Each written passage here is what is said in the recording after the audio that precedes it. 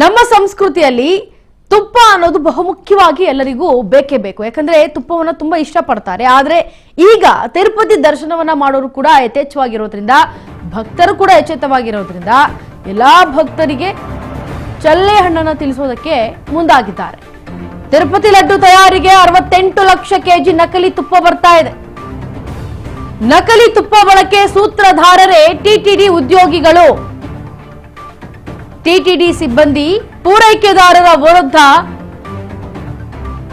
ಇದೀಗ ನೆಲ್ಲೂರು ಎಸಿಬಿ ನ್ಯಾಯಾಲಯಕ್ಕೆ ಸಿಬಿಬಿ ಕೋರ್ಟ್ ಸಂಬಂಧಪಟ್ಟಂತೆ 12 ರಾಜ್ಯಗಳಲ್ಲಿ ತನಿಖೆ ನಡೆಸ್ತಾ ಇದೆ ಸಿಐಡಿ ಅಧಿಕಾರಿಗಳು.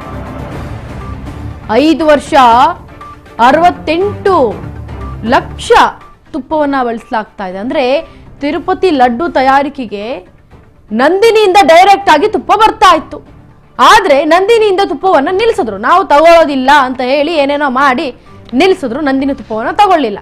ತದನಂತರ ಇನ್ನೆಲ್ಲೆಲ್ಲಿ ಬೇಕೋ ಅವ್ರಿಗೆ ಏನೇನ್ ಬೇಕೋ ಏನೇನ್ ಮಾಡ್ಕೊಂಡಿದ್ರು ಅಲ್ಲಿಂದ ತುಪ್ಪವನ್ನ ತರಿಸೋದಕ್ಕೆ ಸ್ಟಾರ್ಟ್ ಮಾಡಿದ್ರು. ಆದ್ರೆ ಅದು 68 ಲಕ್ಷ ಕೆಜಿ, ಒಂದಲ್ಲ ಎರಡಲ್ಲ, 1 ಕೆಜಿ ಅಲ್ಲ 2 ಕೆಜಿ ಅಲ್ಲ ತಿನ್ನೋದಕ್ಕೆ. ಅಲ್ಲಿ ಕೋಟ್ಯಾಂತರ ಸಂಖ್ಯೆಯಲ್ಲಿ ಭಕ್ತರು ಬರ್ತಾರೆ. ಈಗ ತಿರುಪತಿ ಲಡ್ಡು ತಯಾರು ಮಾಡೋದಕ್ಕೆ 68 ಲಕ್ಷ ಕೆಜಿ ನೋಡಿ, 68 ಲಕ್ಷ ಕೆಜಿ ನಕಲಿ ತುಪ್ಪವನ್ನ ಇವರು ಬಳಸಿದ್ರೆ 68 ಲಕ್ಷ ಜನಕ್ಕಿಂತ ಜಾಸ್ತಿನೇ ಬರ್ತಾರೆ. ಅಲ್ಲಿ ಕೋಟಿ ಕೋಟಿ ಜನ ಬರ್ತಾರೆ ತಿರುಪತಿ ತಿಮ್ಮಪ್ಪನನ್ನ ನೋಡೋದಕ್ಕೆ. 68 ಲಕ್ಷ ಕೆಜಿಯ ನಕಲಿ ತುಪ್ಪವನ್ನ ಬಳಸಿ ಲಡ್ಡುವನ್ನ ತಯಾರು ಮಾಡ್ತಾ ಇದ್ದಾರೆ.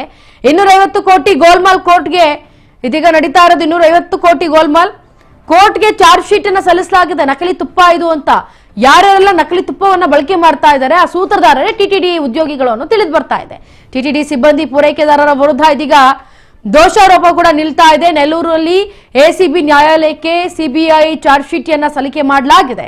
12 ರಾಜ್ಯಗಳಲ್ಲಿ ಈಗ ತನಿಖೆ ನಡೀತಾ ಇದೆ. ತುಪ್ಪದ ತನಿಖೆ ನಡೆಸ್ತಾ ಇದ್ದಾರೆ ಸಿಐಡಿ ಅಧಿಕಾರಿಗಳ ತಂಡ. 5 ವರ್ಷ 68 ಲಕ್ಷ ಕೆಜಿಯಷ್ಟು ನಕಲಿ ತುಪ್ಪವನ್ನ ಪೂರೈಕೆ ಮಾಡಿದ್ದಾರೆ ತಿರುಪತಿ ತಿಮ್ಮಪ್ಪನ ಸನ್ನಿಧಾನದಲ್ಲಿ. ಕಲಬೆರಕೆ ದಂಧೆಯಲ್ಲಿ 250 ಕೋಟಿ ರೂಪಾಯಿ ವ್ಯವಹಾರವನ್ನ ಕೂಡ ಮಾಡಿದ್ದಾರೆ ನೋಡಿ. 1 to 1 ಫ್ರೀ ಅನ್ನೋ ಹಾಗೆ ಟಿಟಿಡಿ ಸಿಬ್ಬಂದಿ ತುಪ್ಪವನ್ನ ಪೂರೈಕೆದಾರರು ಸೇರಿ 36 ಜನರು ಭಾಗಿಯಾಗಿದ್ದಾರೆ ಈ ಪ್ರಕರಣಕ್ಕೆ.